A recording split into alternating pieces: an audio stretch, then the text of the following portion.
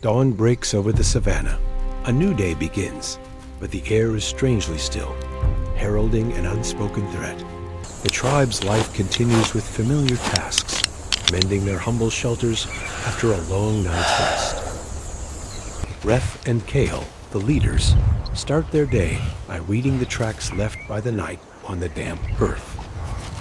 But Reth's gaze isn't just on the ground. He senses a change coming from the distant, darkening horizon. Kael recognizes the threat as well. Experience tells him those are not the clouds of a gentle, passing shower. In another part of the camp, the women diligently gather firewood, unaware of the fury that is about to be unleashed. A sudden wind rises, stronger and colder than before. It carries the breath of the storm, a first warning. There is no more time to hesitate. Reth and Kael know they must act now to protect their people. The sky transforms in anger. The dark clouds move like a monstrous beast, swallowing the light and hope. The wind is now a gale, tearing apart their peace and scattering the fruits of their hard labor. Kael squints against the dust. His eyes show intense focus, ready to face nature's challenge head-on. Reth listens to the roar of the heavens. In his eyes, there is no fear, only the weight of a leader. The first clap of thunder sounds like a declaration of war. The tribe starts, realizing the nightmare has just begun. Chaos envelops the camp. Everyone tries to save what they can before the storm consumes it all. Reth's silent shouts are decisive gestures, the only commands that can cut through the howling of the wind. And then, the storm truly hits. Rain falls like a cascade, the wind screams, nature reveals its destructive power. Their fragile home is torn asunder. Cold rain and despair flood into their shelter at the same time. Reth braces himself, trying to hold on to the last shred of hope, but one man is too small against nature's fury. Kael and the hunters fight a losing battle, trying to secure the hides, but the wind is stronger than their will. Amidst the destruction, she tries to protect the meager food supply, the very thing that will sustain them after the storm. The ground turns to a river of mud, each step a struggle, pulling them down into despair. All is lost. The hides, symbols of shelter, are now torn away by the wind like dry autumn leaves. In the chaos, Reth remains a leader. He abandons no one. His strength is the strength of the tribe. He knows that holding their ground is futile. Useless. Their only hope is to find a new shelter, Our shelters a natural cannot hold. fortress. One look, one nod. Between Reth and Kael, without a word, a plan for survival is forged. Reth points forward, towards the trees and cliffs. It's not just a direction, it's a command to live. Though cold and terrified, the tribe trusts their leader. They gather, finding strength in their unity. An evacuation in the storm. Every step is a trial, but they must push forward to reclaim their lives. Reth leads from the front. Kael guards the rear.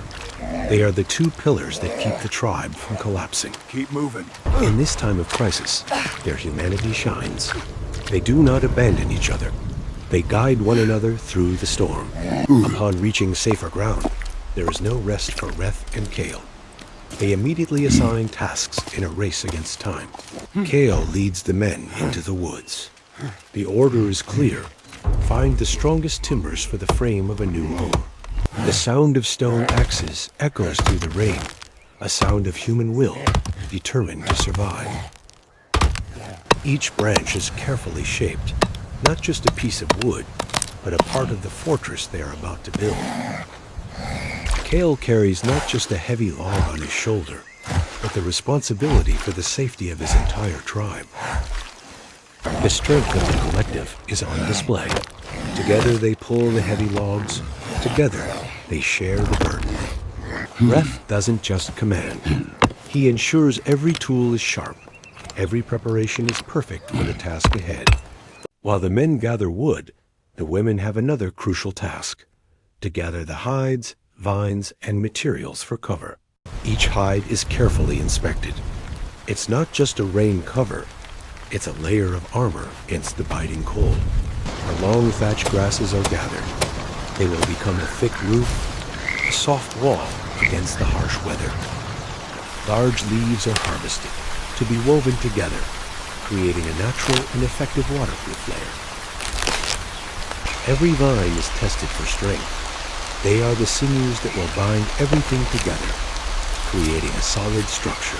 Reth oversees every stage, ensuring that all materials gathered are the highest quality for their communal home. Under the rain, a pile of materials is systematically assembled. It is the foundation of hope, built from diligence. The construction begins. Holes are dug, the first foundations for a sturdy and reliable shelter. Reth personally inspects each hole, ensuring they are deep and stable enough to hold the main pillars of their home. With their collective strength, the first post is raised, a symbol of resilience rising amidst the storm. Careful. Kael holds the post steady, while others quickly use stones and earth to reinforce the base, ensuring its stability. They work tirelessly in the rain. Each stone packed down is a statement of their will to survive. Horizontal beams are lifted into place, connecting the posts, forming a sturdy skeleton for their shelter.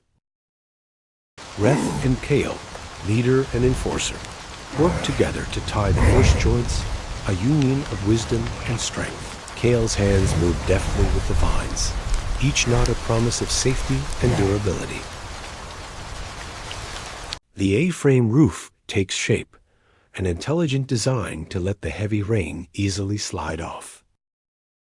Kael climbs high, working at the most dangerous points, ensuring the peak of the structure is perfectly joined. Reth walks the perimeter, checking every detail. For him, the tribe's safety allows for no mistakes. The skeleton of the shelter is complete. It stands there, strong and defiant, a testament to their hard work. The foundation is reinforced with large stones, a final defense against the power of the storm's winds. Reth looks at their work, a brief look of satisfaction on his face, but he knows the job is not yet finished. Now it's time to give the frame its armor. The women begin to drape the large hides over the roof. Each hide is tied securely to the wooden frame, every corner reinforced against the strongest gusts of wind. They work with a rhythmic efficiency, the experience of generations passed down and applied perfectly. Reth supervises the roofing, ensuring there are no gaps where the cold rain and wind penetrate. A small gap is found and immediately patched. Their meticulousness is the key to their safety. The hides are just the first layer. Next comes the thatch, a natural and effective insulator. The bundles of grass are skillfully woven together, creating a thick mat, a soft wall against the cold. The cooperation continues, some holding, some tying. Together, they create a thick and cozy roof. Kael tests the thatch roof, pressing down with his hand to feel its thickness and sturdiness. Reth watches from a distance, seeing their new home taking its final shape, a fortress in the storm. Others contribute as well, bringing more materials, each small action contributing to the group's success. The coordination among the members is a dance of survival, without words, only action and understanding. The roof is almost finished, a structure born from wisdom, strength, and human solidarity. But nature is not easily conquered. A stronger gust of wind arrives, a final test for their creation. Reth spots the weakness, a corner of the roof not yet fully secured. His eyes flash. There is no room for panic. Kael needs no command. He immediately scrambles onto the roof, moving like a leopard in a storm. He uses his own body to hold down the loose section, fighting directly against the power of the wind. Another hunter quickly provides support, bringing the strongest vines to reinforce the weak spot. Reth commands the emergency repair from the ground. Each of his gestures is clear and precise, not a second wasted. Under the pouring rain, they work relentlessly, sweat and rainwater mixing, but their will is unbroken. Teamwork shines once again. Those below pass materials, those above repair.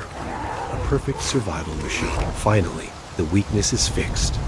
Kael signals to Reth, a confirmation that they have won this test. They have faced nature's fury together and stood firm. Their shelter is now even stronger than before. The work is done. A solid shelter stands defiant in the storm, a symbol of human will. The sloped and thick roof does its job. Rainwater flows down easily. Not a single drop can get inside. Inside, a quiet and dry space. The howling of the storm now just a distant sound. Reth is the first to enter. He feels the solid ground and the warmth of the space.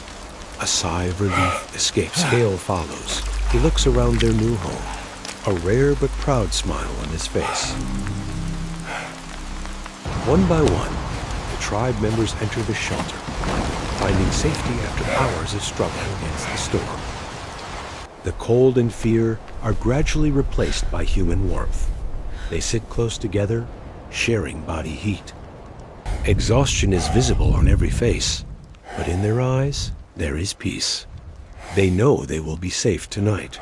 The fire, symbol of life and hope, is brought in. Its light dispels the darkness and the cold. The fire comes to life, its warmth spreading through the space, warming their shivering bodies and tired souls. Reth and Kael look at each other across the fire, a silent acknowledgement of a great victory against harsh nature. The warmth of the fire and the safety of the shelter gradually ease all worries. The tribe members begin to relax. The fire needs to be maintained, and they tend to it together, for it is the heart of their new home. Reth sits, silently watching his people, touching the shelter wall, feeling the result of their unity. In his eyes, there is not just pride, but also deep contemplation about the challenges that still lie ahead. He looks at Kael, a nod of respect, acknowledging the indispensable role of the brave warrior. Kael returns the nod. He understands that this victory belongs not to any single person, but to the entire tribe. Small gestures, a pat on the shoulder, a look, all express the deep bond between people who share a common destiny. They sit closer together, the silence no longer heavy, but filled with understanding and peace. Inside is warmth and safety, a miniature world created by their own hands and will. From the outside, their shelter is like a resilient beacon, shining a light of hope in the stormy night. The firelight filters through the cracks, a testament to life that continues to burn despite nature's harshness. The storm begins to subside. The roar of the wind gives way to the gentler sound of falling rain.